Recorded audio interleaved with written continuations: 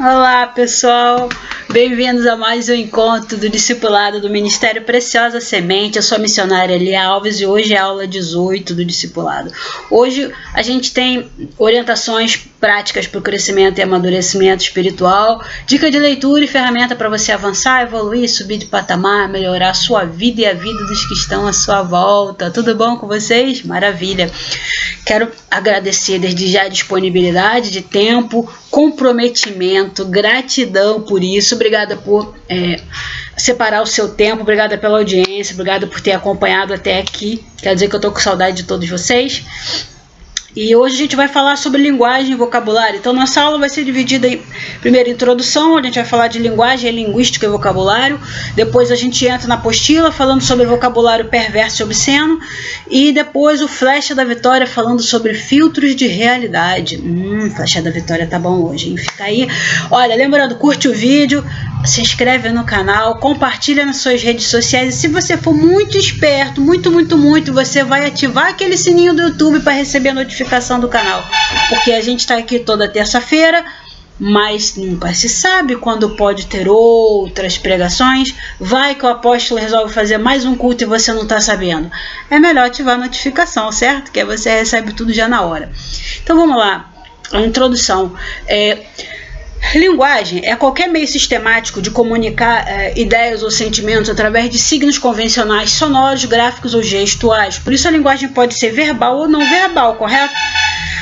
Então a linguagem pode se referir tanto à capacidade especificamente humana para aquisição e utilização de sistemas complexos de comunicação, quanto a uma instância específica num sistema de comunicação complexo, ou no caso do estudo científico da linguagem, pode ser qualquer um dos seus sentidos, e isso é chamado de linguística. Okay? Quando a gente estuda sistematicamente a linguagem, a gente chama de linguística. E como exemplo de linguagem, levantar as sobrancelhas. O que é isso? É sinal de quando você está conversando com alguém, a pessoa levanta a sobrancelha, é sinal de que ela entendeu o que você está falando, e quando ela levanta a sobrancelha, ela na verdade está aumentando o campo de visão para poder expandir a atenção. Então ela está prestando atenção em você. Então é por isso que é quase que inconsciente fazer esse tipo de coisa. Coçar o canto da sobrancelha, isso aqui é engraçado. Porque quando a pessoa você fala uma coisa e a pessoa dá aquela coçadinha, essa coçadinha aqui é o mesmo de espalmar o rosto. Sabe aquele momento vergonha alheia? Quando você é muito educado, você faz assim, mas quando a vergonha está muito... vergonha alheia. Isso é linguagem não verbal, é fácil de entender, não é? Então, linguagem não verbal. Linguística, como eu estava falando, é a área de estudo científico da linguagem. Tá? E você tem vocabulário. Vocabulário é o conjunto de palavras de uma língua, idioma, dialeto. Nossa apostila vai tratar de vocabulário, mas eu quero que você pense no que a gente vai estar falando de vocabulário com relação às outras formas. A linguagem não verbal, a própria mímica também. Não deixa de ser, é uma linguagem, está aí estudo de Libras, é uma outra forma de linguagem. Então vamos para a apostila. Aqui na apostila, você vai ver que está escrito lição 17, mas pra gente aqui é 18, tá? Então tá lá, vocabulário perverso e obsceno. Nessa lição o discípulo aprenderá sobre o que Jesus e os apóstolos falaram a respeito do vocabulário e o linguajar diário de cada pessoa, e sobre como Deus vê a mentira e proíbe entre os seus discípulos. Uma das marcas da sociedade sem Cristo é o vocabulário chulo, feio, com palavra torpe, mesclado de mentiras, que não é próprio de um discípulo de Jesus. Os ensinamentos sobre o novo estilo de vida do cristão é o que a gente chama de doutrina apostólica ou ensino dos apóstolos. Você vai ver essa expressão aqui. Então, nesses quesitos reside a diferença entre um discípulo e um não discípulo, entre um seguidor de Cristo e uma pessoa que segue o mundo e suas paixões. Por exemplo, gente, quando eu falo, por exemplo, que eu falo de Gremlins, você já sabe que eu sou velha, porque Gremlins era novidade quando eu tinha 12 anos. Um adolescente hoje não sabe o que é um Gremlin. Se ele sabe, é porque ele é um geek ou ele é nerd, entendeu? Então eu consigo saber quem você pelas suas expressões. Tipo, caiu a ficha, é velho. Adolescente hoje não sabe o que é ficha, ele não sabe o que é orelhão. Pode até ver algum orelhão que ainda não tenha sido retirado por aí, mas ele nunca usou. Então ele não entende essa expressão cair a ficha. Você sabe porque você é velho, entendeu? Mas o adolescente hoje não sabe disso, ele já pegou a época do celular, os bebês hoje têm celular. Então essa expressão é totalmente anacrônica, fora de contexto para eles. Então a gente consegue saber quem é a pessoa, né? Não só pela gíria, pelo sotaque, mas pelas expressões, pelo linguajar dela a gente consegue saber. E quando se atenta para o linguajar de crianças, jovens e adultos, a gente percebe uma decadência moral da presente geração perversa, geração que está em trevas, e que demonstra deterioração dos bons costumes e da pureza de espírito. O ser humano, quando fala, disse Jesus, fala do que está cheio de coração. Então aqui está em Lucas 6, 43 a 45, a árvore boa não dá frutos ruins. Assim como a árvore que não presta também não dá frutas boas, pois cada árvore é conhecida pelas frutas que dá. Pela fruta que ela produz. Não é possível colher figo de espinheiro, nem colher uva dos pés de um pé de urtiga. A pessoa boa tira o bem do depósito de coisas boas que tem no coração, e a pessoa má tira o mal do seu depósito de coisas más, pois a boca fala do que está cheia o coração. Ok? Então a velha nova natureza, geração má e pervertida. Sempre que a escritura trata do homem convertido, ela fala do que era no passado e como deve ser agora. A velha vida tem sempre a tendência de voltar a dominar a mente humana. Por isso os apóstolos orientaram os primeiros fiéis a renovarem suas mentes diariamente. Leitura da palavra, leitura da palavra, leitura da palavra. Não vivam como vivem as pessoas desse mundo, mas deixe que Deus os transforme por meio de uma complexa mudança da mente de vocês. A gente vai ver isso aqui no Flecha da Vitória, sobre essa reprogramação mental. PNL é de 71, a Bíblia fala de programação mental desde que a Bíblia é Bíblia. PNL é programação neurolinguística, para quem não conhece. O viver do discípulo é de constante renovação e disciplina, tá? A gente tem que aceitar pela fé que Cristo, com sua morte, crucificou o velho homem, e a palavra de Deus requer que cada pessoa, ação, atitude, requer de cada pessoa ação, uma atitude forte contra o pecado. Você tem que se posicionar. O crente, ele se posiciona. Antigamente o pecado entrava, passava por você, você ia atrás dele. Agora não, você não pode ficar omisso, você tem que se posicionar e radicalmente contra o pecado. Então o velho homem tinha um vocabulário desprezível. Vamos ver sobre malícia. O discípulo de Cristo deve ser puro em seu pensar, em seu falar. Até mesmo as pessoas cristãs, no decorrer dos anos, podem ficar maliciosas e utilizar palavras indevidas. Aqui em Colossenses 3, 8 e 9 fala, olha, que não saia da boca de vocês nenhum insulto, nenhuma conversa indecente. Não mintam uns para os outros, pois vocês já deixaram de lado a natureza velha com seus costumes e se vestiram com uma nova natureza.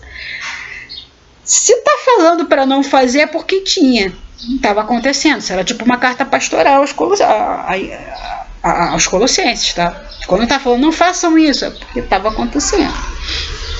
Não sai da sua boca nenhuma palavra torpe, estava acontecendo. Gente, palavra torpe não é só quando o camarada xinga a mãe, sabe? Fala para aquelas palavras estranhas, muito estranhas, né? Não é palavrão só não.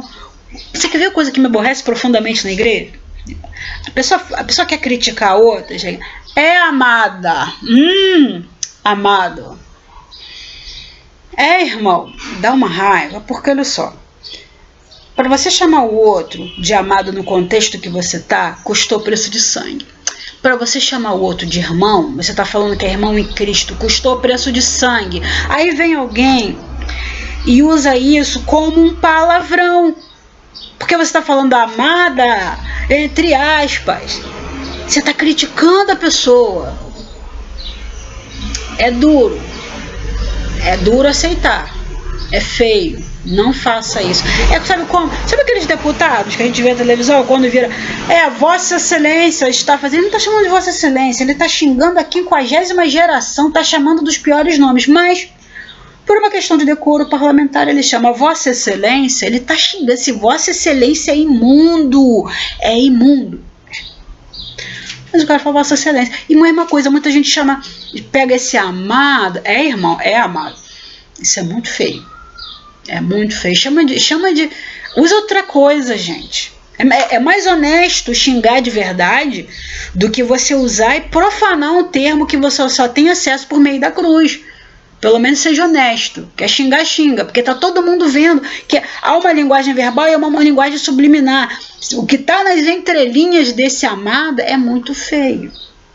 Ou como diz outro, está escrito nas estrelinhas. O que está escrito nas estrelinhas é muito feio, tá?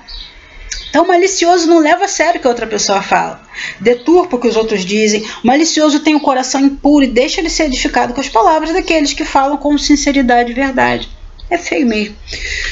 Por que Jesus e os apóstolos deram tanta ênfase ao linguajar sadio? Bom, o linguajar sujo indica que a mente da pessoa também está suja, que o coração dela está cheio de tranqueira, de impureza. Quando Jesus afirma que a boca fala que o coração está cheio, está dizendo exatamente isso. As palavras são indicativo de como está o coração. É tipo assim, as palavras obscenas, vocabulário perverso, é sintoma. É o sintoma de um coração podre, carnal. Então, o coração sujo do homem impede o homem de ter comunhão com Deus. Então, é um problema muito sério. Se sua boca está suja, teu coração está podre, logo você não tem comunhão com Deus. É muito, muito sério.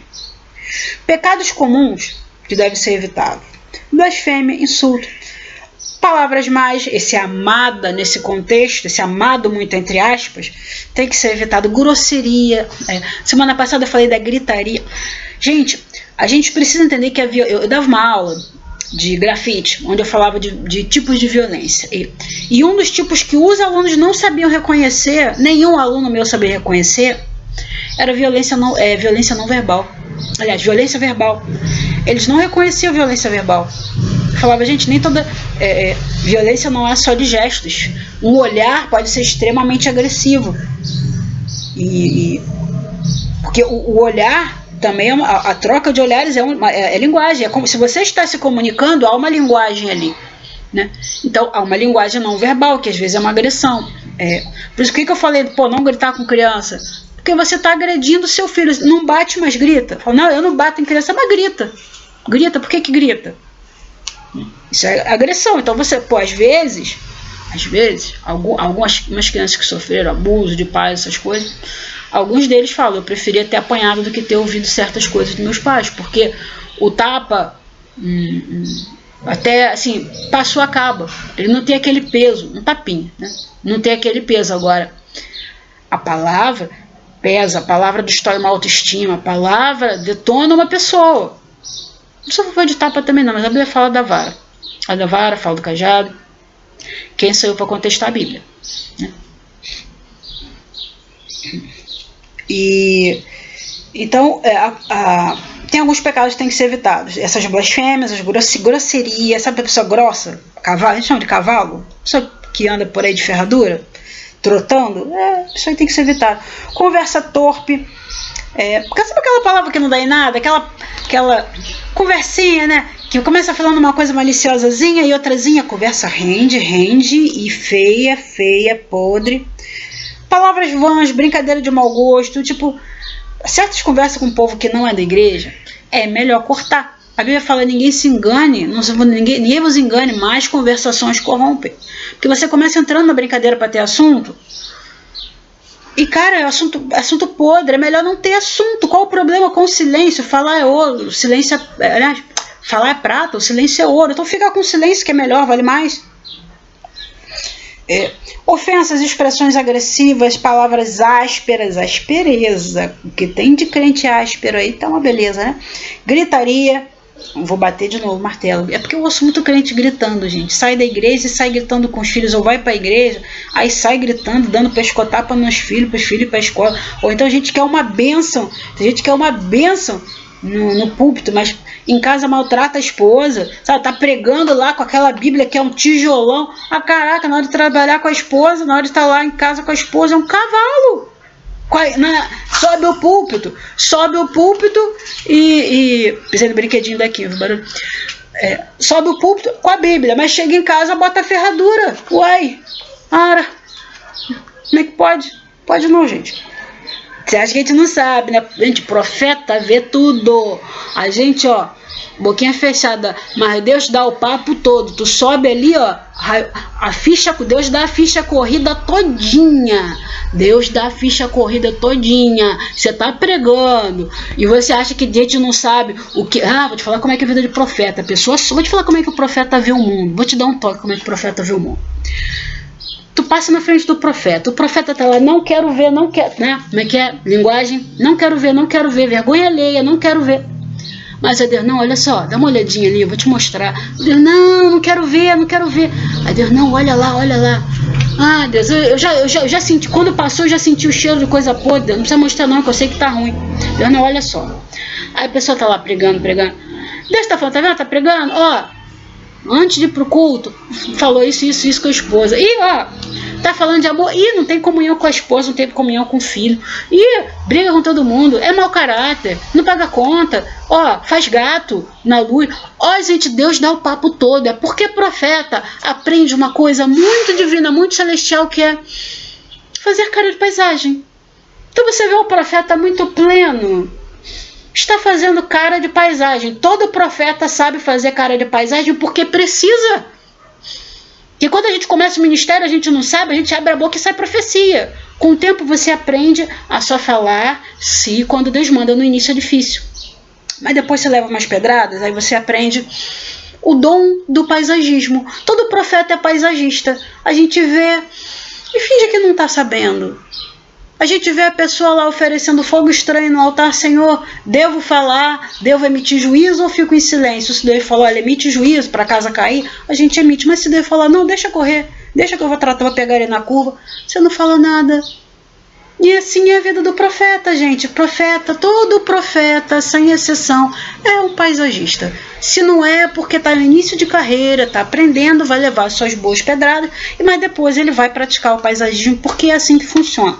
Deus, ele abre o coração dele para os profetas, abre o conhecimento dele para os profetas, mas não é para os profetas saírem falando tudo que veio. Se você é profeta, você vai aprender isso cedo ou tarde. Ou se você se movimenta profeticamente, você vai aprender isso mais cedo ou tarde, porque o paisagismo é para todos, ok? É tão bonito, né? Tão poético. E os pecados comuns que têm que ser evitados, então onde eu estava aqui, ofensas, expressões agressivas. Claro que todo mundo dá uma topadinha no falar, mas a gente tem que fazer o possível para manter o linguajar sadio. As conversas sadias. Procura dar sempre uma melhorada. Se você cada semana acrescentar uma palavrinha boa no seu vocabulário, no final do ano você estava assim um príncipe, uma princesa do Senhor, um lorde, uma lady falando. Tá? Então, melhora o seu vocabulário, por semana tira uma palavra suja e bota uma palavra bonita para que você se torne uma pessoa eloquente. Vai dar para você fazer isto, amado irmão, amado. Ai, tô tão bonitinha hoje. São vocês que me inspiram, querida. Então, zombaria, tem uma palavra aqui que eu não sei o que é, motejo.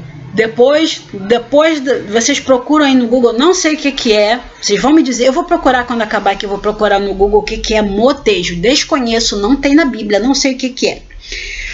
Mas eu vou procurar e eu vou botar lá. Escárnio, eu sei, quando você fica zoando, mas é aquela zoação tipo bullying, né? Tipo quando... A zoação é legal que você tá brincando, mas o escárnio no sentido de debochar, deboche, não é legal. A zombaria é prejudicial, condenada nas escrituras. Uma pessoa zombeteira machuca o seu próximo. É um ato de agressão, tá? Ainda que esteja zombando por brincadeira. Porque quando é amigo, você está brincando. Zombar não tem condição de zombar ser de brincadeira, porque zombar é debochar, é menosprezar. Não dá para menosprezar de brincadeira. Não tem como. Por exemplo, se não me engano é Ezequiel que fala que Deus zomba dos seus inimigos. Zombar é algo para os inimigos, não para alguém que está do seu lado. Então zombar é quase uma ação de guerra.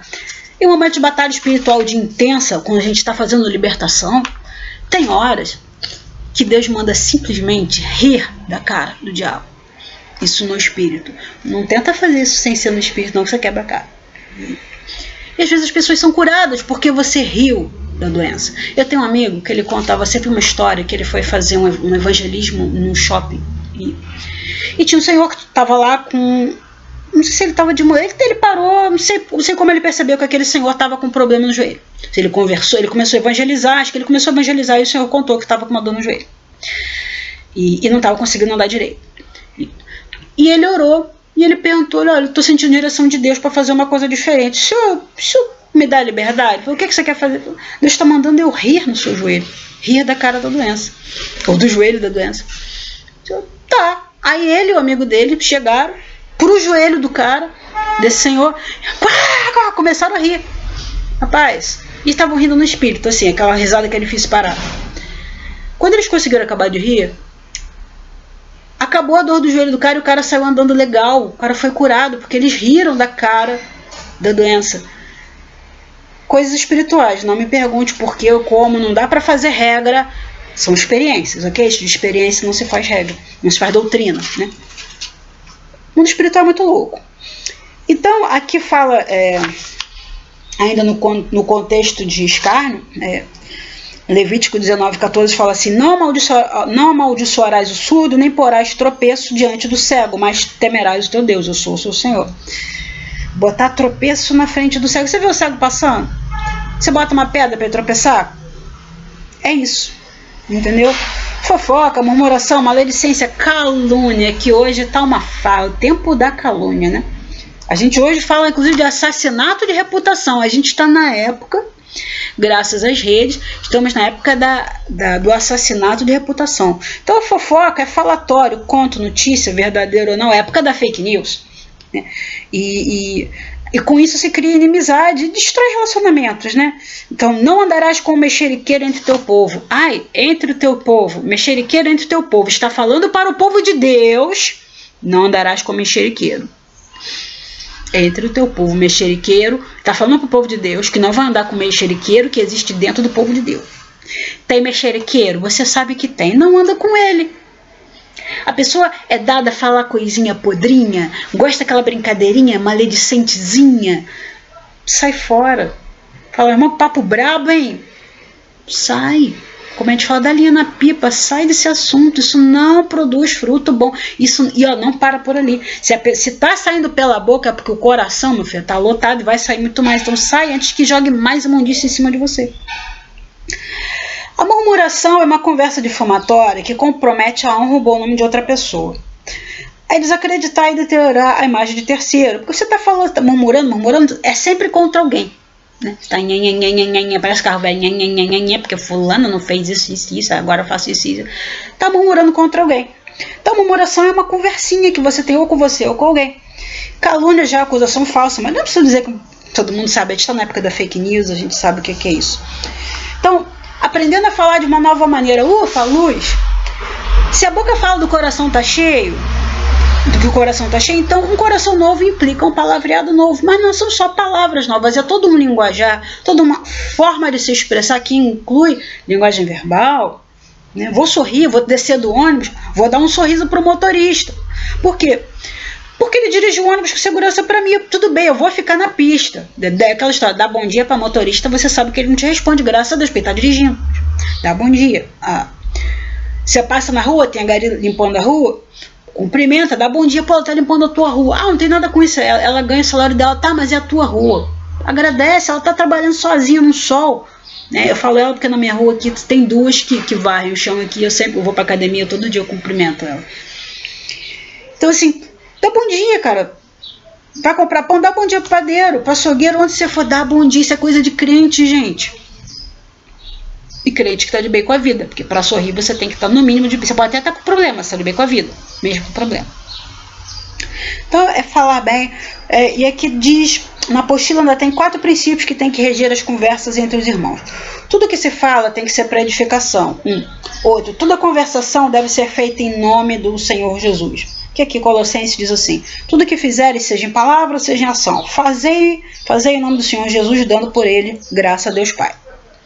Então, se o que você está falando, você é embaixador do reino. Se age de ofício, como o fiscal, por exemplo, ele não precisa estar no trabalho dele, ele age de ofício, ele é autoridade dentro e fora do trabalho dele. Então, você é o embaixador você vai agir em qualquer lugar, você é embaixador de Cristo. Então você está, querendo ou não, você está falando em nome de Cristo. Se você fala podridão em nome de Cristo. Então tudo que você fala tem que ser regado de graça. Então a vossa palavra seja sempre agradável, temperada com sal, para saberes como deveis responder a cada um. E Paulo recomendou a seu discípulo Tito que ele devia ter regado temperado com sal. É interessante porque assim provocar sede, né? Pouco sal é sem graça. O sal ele tem a medida. Se você exagerar, começa a ficar ruim. Daqui a pouco está ardido, daqui a pouco está insuportável. Então tem crente que perde a mão no sal. Já comeu comida com muito sal? Arde. Não dá. Então tem crente que acha que tem que encher a palavra dele de sal para ficar, mas não fica agradável, fica insuportável. As pessoas não querem mais ouvir você falar porque é insuportável. Agora, o crente que sabe dosar, ele sabe a dose e para cada um, porque cada pessoa tem uma medida de. Tem gente que gosta de um pouquinho mais de sal, tem gente que gosta menos de sal, tem gente que não gosta de sal nenhum, tem gente que gosta de muito. Não é só saber a mão, mas é saber para quem você está servindo aquele prato que é a sua conversa. Então você tem que ter um feedback da pessoa, você tem que saber para quem você está dando o sal, a quantidade para cada um. Então você vai ter discurso, tempero, medida de sal diferente. Tem uns que você pode salgar mais um pouquinho para aquela pessoa, tá me dando mais sede, porque a função sempre é provocar sede, mas tem medidas, né? E a palavra ela tem que ser a nota dominante de toda a conversação diante de qualquer circunstância, mesmo as mais dolorosas, né? Então a gente não pode ter essa aparência religiosa e superficial, nem na aparência, né? Então a gente tem que ser profundo, tem que ter uma essência cristã. Não é que você só vá falar de Bíblia, você tem que saber ser embaixador de Cristo em todas as situações, em todas as conversas. As conversas ruins que não interessam, não convém, você sai. E essa foi a sua linguagem não verbal. Quando você sai de um assunto, na sua linguagem não verbal diz o quê? Olha, eu não participo disso. Você não precisa falar, olha, eu sou uma pessoa santa demais, eu não ouvi. Não, cara, olha só. Valeu, cara. Eu vou fazer um negocinho ali, eu vou beber uma água, vou. Não precisa dizer que você é crente, você sai, todo mundo vai entender. Todo mundo vai entender. Entendeu? Por que você não continuou aquele assunto? Agora vamos para o nosso momento de flecha da vitória. Então vamos lá.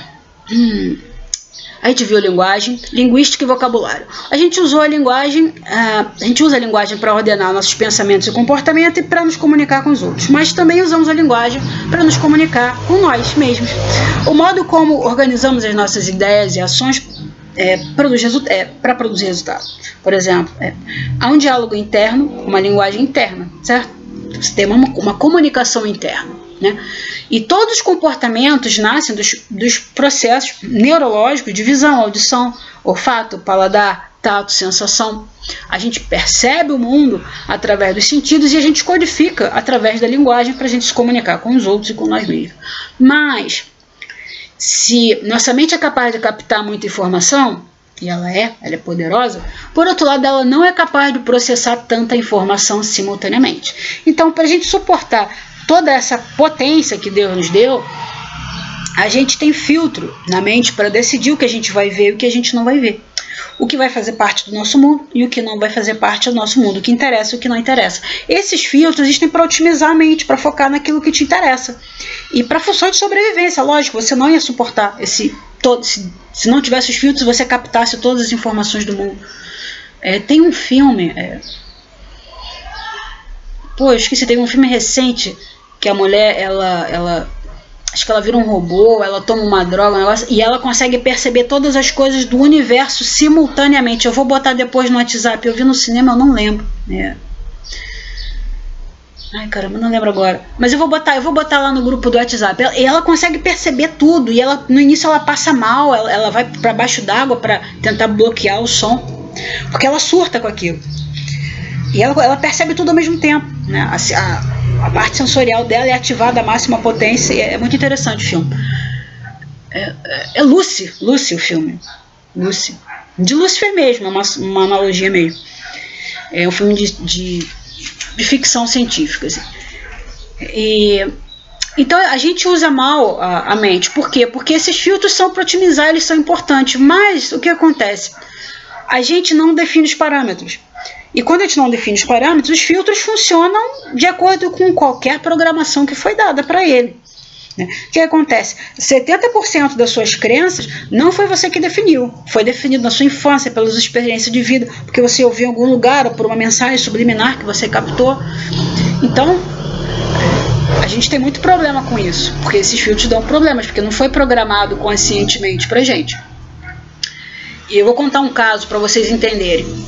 É um caso de estudo. Tinha um casal que tinha muitos problemas. Estavam brigando, o casamento acabando. O marido dizia que a mulher não expressava amor por ele e ela dizia que expressava amor por ele sim e que ele simplesmente não se importava. Aí eles se inscreveram num estudo, foram estudar. Aí os estudiosos foram na casa dele, porque desde que era contraditório, né? E tipo o Super Nene que vai para casa da pessoa. Então os estudiosos foram para casa deles, passa um dia normal, a gente está aqui, vocês fingem que a gente não está aqui. E ficaram lá estudando. Então os estudiosos passaram o dia na casa dele para observar, constataram que a mulher expressava o amor dela normalmente, como qualquer pessoa, como qualquer mulher. Mas o marido não via. A mente dele literalmente apagava os momentos em tempo real. E depois de um dia de observação, eles entenderam e começaram a fazer intervenções. Depois de um dia, depois de um tempo, não lembro exatamente. Então quando ela dizia, eu te amo, o camarada não ouvia. E aí os estudiosos falavam, olha, ele não ouve quando você fala eu te amo, a mente dele bloqueia a audição. Ele ouve, mas não codifica a mensagem, é mais ou menos isso, ele não processa essa informação. Vai lá para ele te ver, vamos tentar pelo recurso visual. Aí ela ia na frente dele, eu te amo. Ele via, ele ouvia, mas a mente dele ia para outro lugar. Sabe, ele via, mas ele deslocava a atenção para outra coisa. Pô, mas eu tô com vontade de beber água. Ele deslocava a atenção. Então, assim, ele via, mas não processava a informação, entendeu? E não porque ele quisesse ignorar, mas é que a mente dele tinha uma programação de que a mulher não expressava amor e era isso que ele acreditava e era isso que ele via. Mas não era a verdade. Então a mente dele trabalhava para que aquilo, mas a mente dele trabalhava para que aquilo fosse uma realidade. Então como é que ela podia trabalhar? Na percepção. Então a mente dele alterava a percepção dele da realidade para que aquela crença fosse consolidada. Então eles entenderam que a mente do cara tinha um filtro que cancelava a realidade. Então eles fizeram outras tentativas de intervenção e quando ele não podia negar que ela estava dizendo eu te amo, nem por meio visual, auditivo, então a mente dele usava um outro filtro de generalização. E ele tomava as experiências anteriores dele como a totalidade. Ou seja, sabe aquela história de tomar a parte pelo todo? O que acontecia? Ele teve uma experiência ruim no passado e uma pessoa que tinha que expressar amor não expressou. Então ele passou a crer que ele nunca seria amado por ninguém, porque aquela pessoa no passado era muito importante, não amou, ele se magoou, então a partir da frente não importava, porque ninguém amava mesmo, ele podia seguir a vida dele assim, mas ele não precisava esperar nada de ninguém, de outras pessoas. Então ele casou, mas ele não esperava que a esposa dele manifestasse o amor dele. Imagina o tamanho do problema. E dali ele passou a achar que não ia ser amado novamente, projetou isso na mulher. Aí quando ela falava, ele, mas ela fala isso todo mundo, não é pra mim. Quer dizer, todo mundo, menos ele. E tinha um outro filtro ainda, que era o filtro da distorção. Distorção é quando a pessoa modela, ajusta a realidade, a crença ao pensamento dela. Sabe aquela pessoa, não sei se você conhece alguém assim, que tá tudo sempre ruim? Ó dia, ó azar, é um desenho que quem tem 20 anos, 25, talvez 30. Acho que quem tem 30 anos não conheceu Lip Hard, a hiena e o leão. Você não conheceu Hanna-Barbera. Com 30 anos, acho que você... Não. 25, eu sei que você não conheceu Hanna-Barbera. Não conheceu. Mas eu sugiro que conheça. Hanna-Barbera era muito melhor do que Galinha Pintadinha. Tá? Aliás, Galinha Pintadinha é péssimo. Horror aqui. E teve... então, a mente desse cara projetava as coisas, distorcia, e ele fica, essa pessoa odiosa, ela tem um filtro que tudo tá sempre ruim. Sabe aquela história, o copo tá meio cheio, meio vazio, parece que a pessoa tá sempre vazio. O dia tá ensolarado, não, só tem tempo nublado ou tempo chuvoso, se tiver sol é porque daqui a pouco vai chover, então é melhor nem ficar alegre. Esse tipo de pessoa, isso é filtro, é uma distorção de realidade. Nunca nada tá bom. E tem um ditado que é assim, você faz 99%, mas se não faz 100%, então você não presta. Isso define uma pessoa que distorce a realidade, porque você faz 99%. E a pessoa fica infeliz, chateada e fala, você não fez nada por mim. Porque 99 não é 100. Bom é 100%. 99,5%, 99,99% não é bom, é ruim. Entendeu? Como é? Não adianta você falar, pô, pessoa ingrata. Filtro de realidade, querido. Você tem que trabalhar a partir do filtro da pessoa. Tá? Então o dia está sempre chuvoso ou nublado. E o cara dessa experiência, quando a esposa dizia que amava, quando eles tentavam todas as coisas, quando ele mostrava para ele distorcia. Falava, ela tá falando que me ama porque ela quer alguma coisa, tá querendo dinheiro. Enfim, não sei como terminou a experiência, creio que eles curaram o cara, espero que sim. Mas é para você saber que existem filtros de realidade. E eles são programáveis a partir do que você crê. É como se eles fossem um programa de computador na sua mente, funcionando para programar a sua mente. E vai regular exatamente a sua percepção de mundo. Outro caso, vou contar um caso que aconteceu comigo esses dias. A pessoa veio para mim se queixando que a vida dela estava parada, mas, pô, muito tempo, anos parada. Minha vida está paralisada há anos. Eu falei, pô, vou ajudar, né? Falei, pô, você quer uma ajuda? Não, ela não me ouviu, ela não respondeu nisso não, ela continuou reclamando.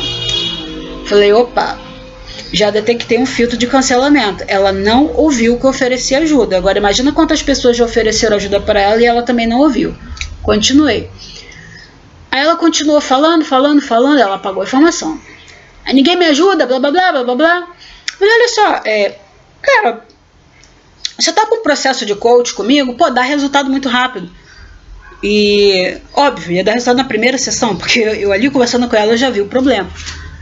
Não tava fácil. E era só resolver. E na primeira sessão eu ia atacar o problema e pronto. Aí, cara, eu acabei de falar, ela começou a falar mal do coach. Que coach era só gente sem caráter que fazia, PNL era do inferno, que isso estava entrando nas igrejas, isso era uma praga, é a 7ª praga, o cavalo que veio do Apocalipse. Por aí foi. Eu fiquei assim olhando. Na hora, eu só pensei uma coisa. Eu fiquei ouvindo, né? Só pensei uma coisa: como atirar R$3.000 pela janela? Porque eu falei que não ia cobrar. E a pessoa perdeu a oportunidade de 3 mil, jogou fora a oportunidade de R$3.000 ali brincando. E sabe, eu só falo uma vez, gente. Se não gostou, sacudo o pó da sandália e vou para outra, fila anda. Se eu tivesse querendo vender alguma coisa, aí eu ia refutar as objeções, eu ia ver, fazer o trabalho, vamos ver qual a objeção, qual é o seu problema, por que você acha isso? Eu não estou vendendo nada, eu estava oferecendo ajuda, não quer problema, fila anda. Mas você vê como atirar R$3.000 pela janela, como jogar ajuda fora, ela nem ouviu, Voltando ao casal do estudo, os estudiosos concluíram que a mente daquele marido lá estava programada para não ver as expressões de amor da mulher dele, porque em algum momento ele colocou na cabeça que ela não amava, e assim foi porque nossa mente tem esses filtros de realidade. A crença daquele homem era que a mulher dele não expressava amor por ele, e assim foi. Provérbios 23:7, assim como o homem pensa, assim ele é. Não é uma frase esotérica, não é místico, não é mágica, não é magia. Bíblia é pé no chão, é praticidade. O que você pensa determina o filtro de realidade à sua frente, porque somente vai selecionar a sua percepção e vai definir a sua realidade. Agora imagine isso com oportunidade. Por exemplo, você viu que eu ofereci ajuda 2 vezes. A primeira a pessoa não ouviu. Na segunda, ela distorceu. Que, pô, tudo bem, pode ter um coach ou outro, ou vários, que não tenham caráter, que seja um problema, que usem mal. Mas não são todos. Então, ela tomou a parte pelo todo. Isso por uma crença que ela botou na cabeça dela. E agora imagina... se o apóstolo, por exemplo, diz para você que depois da pandemia vai haver um tempo de oportunidade, como pensaria uma pessoa com o filtro da generalização? Oportunidade é subjetiva, é abstrata. É para todo mundo? Mas não é para mim. Generalizou e perdeu a oportunidade. Se fosse uma pessoa com filtro de distorção, o apóstolo sempre fala isso, a pessoa não crê, ajusta o mundo à falta de fé dela, então ela vai negar aquela realidade. um filtro de cancelamento. O apóstolo fala, mas ela ignora. O apóstolo deve ficar com a orelha ardendo, tanto que eu falo, né? Mas a pessoa está prestando... quando ele está falando, a mente dela cancela imediatamente. Ele está falando lá, a mente dela percebe que vai entrar, ele vai falar uma realidade que bate de frente com a realidade que ela definiu como parâmetro, né? Então ela apaga o que ele está falando e ela vai se concentrar no ventilador, ou ela vai levantar para ir no banheiro, ela vai prestar atenção que a Bíblia caiu, que a criança está chorando, que lá fora passou uma moto, ou se está em casa, em casa então tem um monte de ruído, vou procurar uma panela para lavar. Cancelamento. Ela cancelou a percepção. Não vai ouvir, tem olho, mas não vai ver, tem ouvido e não vai ouvir. O resultado para os 3 filtros é que a pessoa não vai ver as oportunidades, se não se educar para ver as oportunidades. Então, tenha fé que as coisas vão dar certo e vão me superar. Quando você ouvir isso, o que passa na sua cabeça? Se você não educar a sua mente, para dar certo, você nunca vai dar certo. Porque é você quem define os parâmetros. A programação neurolinguística, ela se baseia na pressuposição de que todo comportamento tem uma estrutura e que essa estrutura pode ser descoberta, modelada e mudada, e reprogramada. Modelada significa moldada. O homem é moldável, como o barro. A PNL, como eu falei, é de 71, mas os crentes, os bíblias, já sabem disso desde sempre. Não vos moldeis ao mundo, nem o que nele há. Moldar, modelar, programar o cérebro. O homem é barro, é moldável. Jeremias desce a olaria, era para fazer escultura? Não, era para mudar a mentalidade dele, para mudar a mentalidade do povo. O povo na época de Jeremias achava que Deus morava na caixinha, que Deus estava dentro do templo. Eles não entendiam que Deus era onipresente. Jeremias e Ezequiel foram responsáveis por essa mudança. Achavam que a maldição era hereditária, a maldição passava de pai para filho.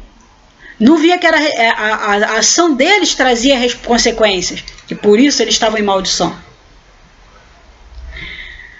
Deus fez o homem do pó com as suas próprias mãos, está lá em Gênesis, entre outras coisas. Deus modelou o homem à sua imagem e semelhança, modelou a massa cinzenta, querido, cérebro, a forma de pensar. E isso se perde quando o homem peca. Se perdeu ali quando o homem pecou. A gente tinha uma percepção de mundo.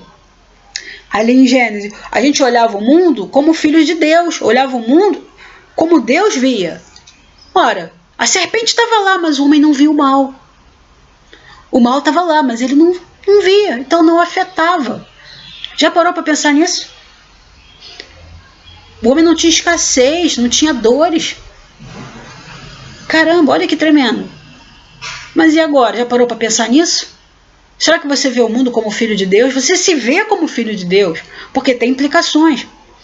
Filho de peixe, peixinho é filho de Deus? Jesus é Deus. Você é irmão de Jesus, logo você é? Deu bug na cabeça? Salmo 82. Vós sois deuses. João 10,34, palavra de Jesus. Vós sois deuses. Estava citando o Salmo 82. Qual o filtro que está atuando na sua mente quando você ouve esses 2 versículos? Vós sois deuses. Qual o filtro na sua mente? Para você não entender que você é filho de Deus, que você é a imagem e semelhança de Deus. Nós dominávamos ali em Gênesis. Havia fartura, havia paz, não havia dores, não havia escassez. O pecado entrou na nossa mente e fez uma reviravolta. Nossa percepção de mundo, do próximo, de nós mesmos, do amor, tudo mudou. A mulher, que era um presente de Deus, carne da minha carne, para Adão, passou a peste que tu me deste. Não é nem a mulher que tu me deste, é a peste que tu me deste. O homem não conhecia dores, não conhecia o mal. Interessante que o mal estava lá, mas o homem não conhecia. Por quê? Porque Deus colocou um filtro na mente humana para ele não ver o mal. Ele tinha que se alimentar da árvore da vida e ele veria vida. Mas ele resolveu ver o mal, ver as coisas ruins. Ele optou pelas coisas ruins. Deus tinha trabalhado os parâmetros, tinha moldado, mas depois do pecado o homem redefiniu os parâmetros, definiu o mal. O que ele passou a ver? Se ele escolheu ver a morte, o que ele passou a ver? Se ele escolheu o pecado, o que ele passou a ver? Pecado é consequência de pecado. E qual é o filtro na tua mente agora? O que te impede de ver a realidade que você é filho de Deus? Que tudo você pode naquele que te fortalece. Que se você crer, verá a glória de Deus. Qual é o filtro que te impede de ver Deus agindo na tua vida? Qual é o filtro que te cega? Porque se você estivesse vendo de verdade, você veria que você fez a sua história até aqui. Porque você colheu os frutos da sua vida, até da sua colheita, do que você semeou até aqui. Não foi o acaso. Não foi o acaso. Você tem o corpo que você tem porque você trabalhou nele. Você tem 10 quilos a mais ou a menos porque você comeu para isso. Você escolheu ser sedentário ou você escolheu fazer atividade física. Eu gosto muito de usar esse exemplo. Você escolheu. Se você está orando há muito tempo e não está vendo Deus agir, o problema é porque o Deus que tinha que agir era você. Quem tinha que agir era você. Nunca o problema é com Deus. A internet de Deus não cai. Deus não tem internet 5G. A internet de Deus é 70 vezes 7G. Deus não tem problema com Wi-Fi, querido. Deus não perdeu, a oração não demora para a oração passar, sabe? Deus não tem internet de escada, pelo amor de Deus. Não é problema no roteador de Deus, não. O problema é com você. Se está demorando, o problema é com você. E se você se consertar, a coisa vai. A dica de hoje: observe os seus filtros.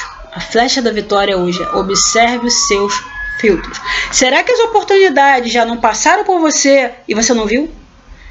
Pergunta para alguém próximo, alguém que anda com você, que está perto, que te ama, a ponto de falar a verdade que você não está disposto a ouvir. Essa pessoa, procura essa pessoa.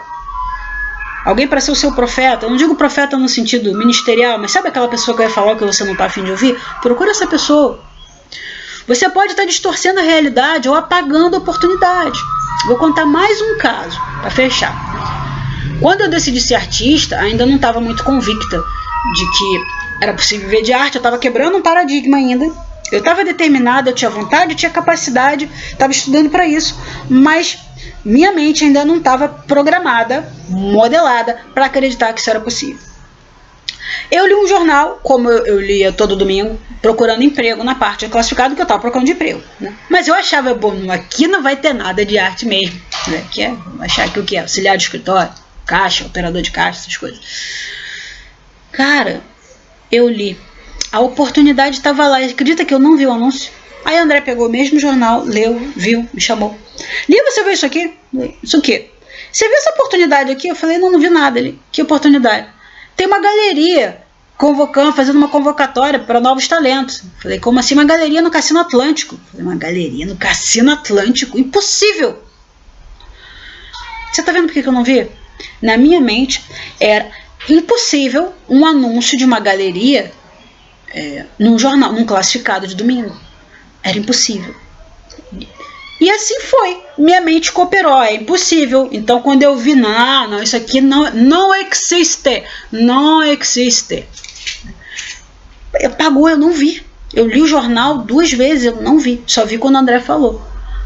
E quando ele falou, quebrou o paradigma da minha cabeça. E aí eu consegui ler. Porque se eu lesse a 3ª vez sem ele falar, eu não ia ver. E aí eu me inscrevi. Fui selecionada. E fui fazer minha primeira exposição coletiva. E dali fui convidada para fazer minha primeira exposição individual. E a minha carreira como artista urbana começou ali. Olha só que mudança.